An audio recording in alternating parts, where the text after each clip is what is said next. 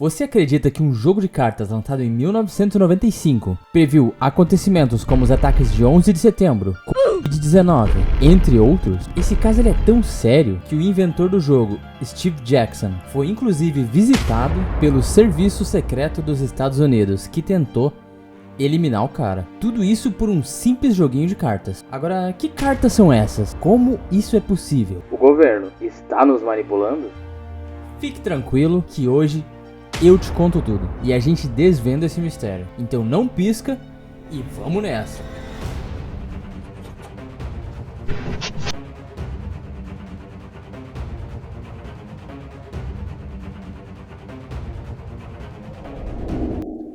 E aí, guys, sejam bem-vindos para mais um vídeo fantástico aqui na internet. Eu sou o Will, o Arqueiro Cósmico, e hoje o vídeo é fantástico. Isso aqui é doideira, tá? Doideira das grandes. De cara, eu já vou dizer que esse assunto aqui me deixa cabreiro. E eu tenho medo que o meu vídeo saia do ar.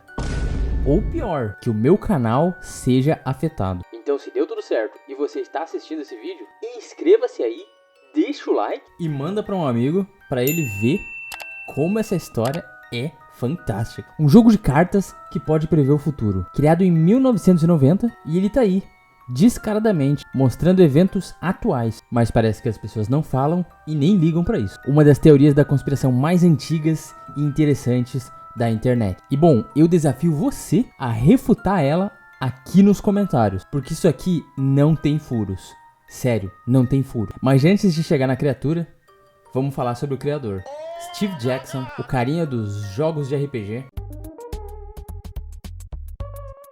é responsável por muitos board games, jogos de tabuleiro, famosos jogos dos anos 70 até os anos 90. Ele começou em uma pequena empresa, criando jogos futuristas, como o famoso Ogre, e depois até deu uma turbinada nas regras de Dungeons and Dragons. Esse você conhece, né? Yes. Famoso D&D. No meio dos anos 80, ele soltou o revolucionário GURP, um sistema de RPG detalhado. Depois ele até mandou bem em card games, como Munchkin e Ninja Burger. E ele ainda deu um tempo aí para se jogar em jogos de dados, como Zombie Dice e Cthulhu Dice. Recentemente ele também bateu recordes do Kickstarter, aquela plataforma de crowdfunding que você doa para alguém criar alguma coisa. E ele fez isso com o jogo Ogre e também ressuscitou o Card Wars. Voltando lá para os anos 80, ele lançou Radiant Iron, um sucesso, e comprou o The Space Gamer, da Metagaming. Houve um rolo lá com o dono, o Howard Thompson, mas isso é irrelevante para a história que eu vou contar nesse vídeo. Bom, nessa época, início dos anos 90, ele criou clássicos como o Card Wars e o jogo que é o nosso alvo de hoje, o Illuminati. Para entender essa parte da história, a gente vai ter que entrar no nosso DeLorean e voltar no tempo. Vamos voltar para os saudosos anos 90. E aqui a gente pode contemplar o Steve Jackson, que nesse ano de 1990 concebeu a ideia do INWO, Illuminati New World Order, um jogo que revela os planos e tramas atribuídos aos Illuminati para estabelecer uma nova ordem mundial. Claro que isso nada mais era que um joguinho de cartas, que em si só foi lançado lá em 1995. Então você me pergunta, por quê? Bom, o fato que atrasou o lançamento do game é que a proposta do game despertou a atenção e curiosidade do Serviço Secreto dos Estados Unidos.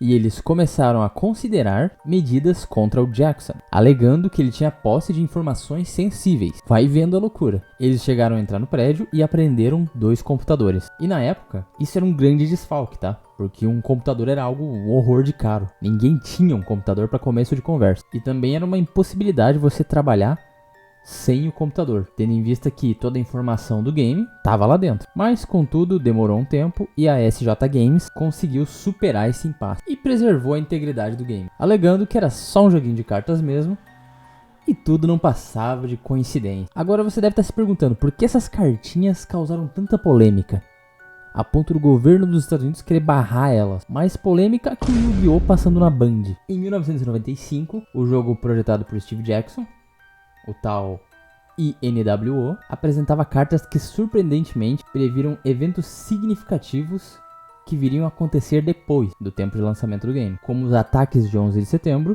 a polêmica Covid-19 e até mesmo a ascensão do Bitcoin. Dentre essas cartas eu destaco várias, tá? Mas vamos começar com a mais famosa de todas, aquela que retrata o World Trade Center em chamas. E tipo, não é só como se fosse o prédio pegando chamas e ok. Não, ele tá com fissuras nos exatos lugares, né, onde ocorreram as explosões reais na vida real. Fora que o nome da carta é terrorismo, ataque terrorista ou algo assim. Se eu não me engano é Terrorist Nuking. E vamos lá, é um jogo de 1995, prevendo especificamente um acontecimento de 2001. Outra carta que também tem nesse game é do Pentágono, pegando fogo. Ambos acontecimentos terroristas que aconteceram em 2001. E com certeza você deve conhecer esses acontecimentos, né? E se você não conhece, não pergunte ao Celso Portiolli, pois ele não sabe nada sobre o assunto. E não tem nada a ver com isso. O game também previu o desastre de óleo do Golfo do México, que aconteceu em abril de 2010. Olhando só a carta, você pode dizer: ah, mas isso é muito genérico. Qualquer um poderia ter feito uma carta sobre desastre de óleo. Ok, você tá certo nessa parte. Agora, olhando essa foto de uma garça cheia de óleo, tirada nesse ângulo, e que foi, na época de 2010, a foto de todas as manchetes de todos os portais de notícia, aí entra uma pulguinha atrás da minha orelha. O acidente de Fukushima no Japão, em 2011, também pode contar como algo que foi previsto, além da ascensão de personalidades políticas, que até essa época, 1995, eram pessoas desconhecidas, ou que não tinham relação com política e tal, como Angela Merkel, chanceler alemã, e o ex-presidente americano Donald Trump. Agora, uma que me deixa muito arrepiado, e você vai ter que concordar comigo, é essa história aqui. Ela é um pouquinho de arrepiar. A carta da Princesa Diana. Para quem não conhece, a Princesa Diana foi um membro da família real. Bem pop ela. Ela era muito famosa na época. A carta, também de 1995, mostra ela. Nada demais, né? Uma pessoa famosa, com alguns paparazzis atrás. Já na descrição, diz que a princesa está imune a todos os ataques de inimigos, exceto os paparazzis. E é aí que mora a ironia, pois em 1997, apenas 2 anos após o game, ela morreu em um acidente de carro, fugindo de paparazzis. Bom, e pra tirar o clima pesado aqui, eu tenho uma cartinha pro Monark também aqui. Censura. E essa outra aqui também. Outra carta que me deixa cabreiro demais e me arrepia até a nuca é aquela que mostra uma epidemia global, com máscara, vacina e tudo. Essa especialmente me deixa arrepiado, porque eu me lembro de ter visto essa carta há muito tempo atrás, porque essa teoria já é bem famosa e bem antiga. E eu pensava, não vou levar pra frente, não vou fazer um vídeo pro meu canal, porque, bem capaz que todas essas teorias todas essas cartas vão se concretizar, né? Tipo, tem uma carta aqui de uma epidemia global. Qual a chance disso acontecer nesse período? E bem, aconteceu exatamente igual a carta. A notável precisão dessas representações gráficas deixa a gente de queixo caído e cria questionamento sobre a natureza preditiva desse game. A inclusão do tema do Bitcoin, por exemplo, em uma época que ter moedas virtuais era inconcebível. Na verdade, ter internet era inconcebível. Na verdade, ter um computador em 1995 era inconcebível. As cartas do INWO parecem possuir uma perspicácia singular, antecipando mudanças climáticas, eventos, mudanças globais, como se fosse uma espécie de crônica preditória. Nem sei se a palavra preditória existe, mas deve existir. Como eu já disse, esse fenômeno me deixa cabreiro e me causa reflexões acerca da origem desse conhecimento subjacente que um simples jogo de carta possa ter. Notavelmente, também tem uma bem interessante, que é a representação de uma cruz partida, símbolo de anticristo, e a previsão de um certo arrebatamento. Denotam até uma profundidade temática nessas cartas, que transcende o âmbito lúdico. É intrigante considerar como tais elementos, que inicialmente parecem parte de um jogo, podem refletir de maneira perturbadora a nossa realidade atual, em acontecimentos marcantes como os que eu descrevi antes, e que muitos você fez parte.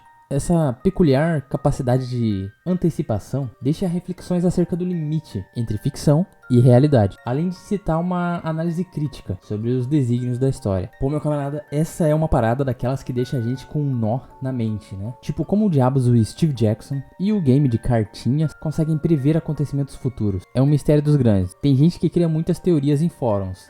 Os fóruns estão lotados disso. Falam que ele pode realmente ter informações sigilosas do governo, de alguém de dentro. Outros dizem que é só uma baita coincidência, uma espécie de jogo imitando a vida e vida imitando a arte, só que de um jeito bem bizarro. Mas bom, eu não acredito muito em coincidências não. Também pode ser que o cara tenha sacado alguma coisa, alguma treta que tava no ar na época, ou vamos lá, foi um golpe de pura sorte, tipo jogar na loteria de olhos fechados e acertar todos os números. Mas peculiarmente, eu não acredito em coincidências. E coincidências, esse jogo tem até demais. Demais pro meu gosto. Isso só pode significar uma coisa: existe uma agenda e essas coisas já estavam programadas a acontecer. Por isso, lá no começo, quando os agentes batem a porta dele, eles dizem que ele tem posse de informações sensíveis. Ou seja, ele tem informações de uma agenda secreta. Mas independentemente de como, o fato é que aquelas cartas são como um portal temporal. Às vezes a gente esbarra em coisas que não tem razão, que não tem motivo de existirem. O INWO é uma delas. Se é fruto de uma mente brilhante, conspiração ou até viagem no tempo, a resposta está mais escondida do que a nossa mente é capaz de procurar. O vídeo de hoje era isso. Falou, valeu e até amanhã.